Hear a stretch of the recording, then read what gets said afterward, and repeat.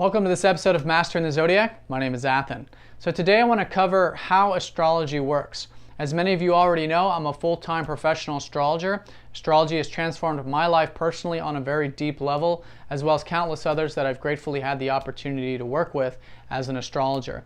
So for those of you that are very scientific, practical, and aren't totally convinced that astrology works, I invite you to try it and implement it in your personal life. Most of the time I hear people criticize astrology, they haven't actually tried it personally and implemented it, other than maybe their mainstream sun signs. So the type of astrology that I use, called sidereal astrology, is very different from mainstream astrology, which you can find more about down in the description below. And for those of you who are familiar with the art and science and have applied it personally, this video will give you my general look on the subject, how I believe it works, and how I believe it can best be implemented and utilized in our personal lives. So without further ado, let's go ahead and have a look at how astrology works.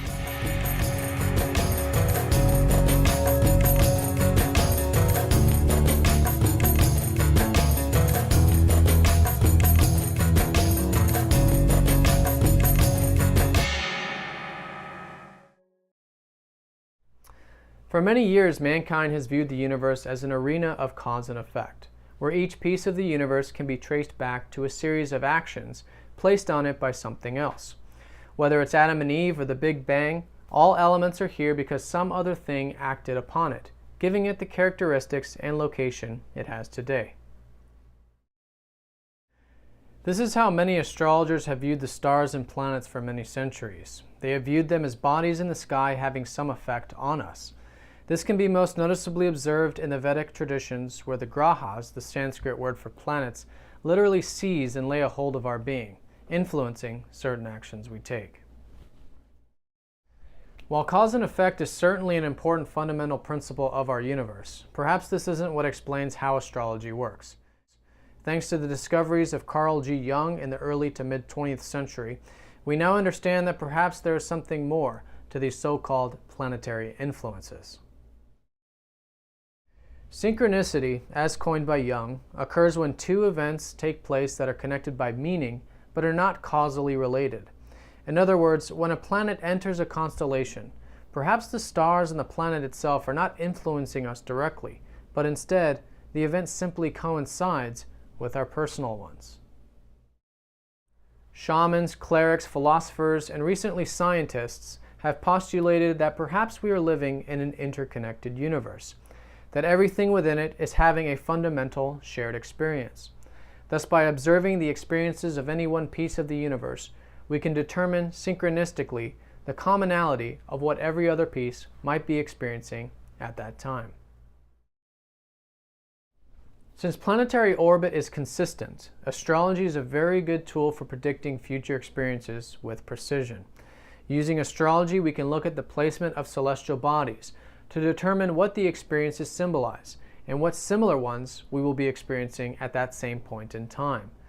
Through the continuous observation of these celestial events, we can continue to sharpen our understanding of what they are saying about our personal and collective experiences here on Earth.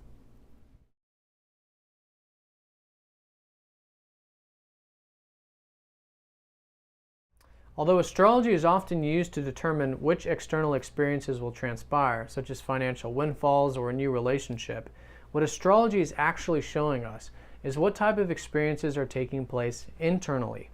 It is done through observing the location and relationship between the planets that helps us determine what shared experiences are likely taking place within us. This concept goes back to the ancient universal understanding that our internal environment mirrors our external one. As within, so without. What state of being we are in mentally, emotionally, and spiritually reflects in our outside environment. Likewise, what is going on outside reflects internally. This relationship between inner and outer experiences forms the heart of how astrology can be used.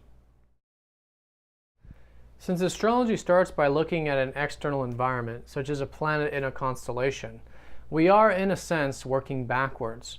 We observe an external event to see what's going on internally.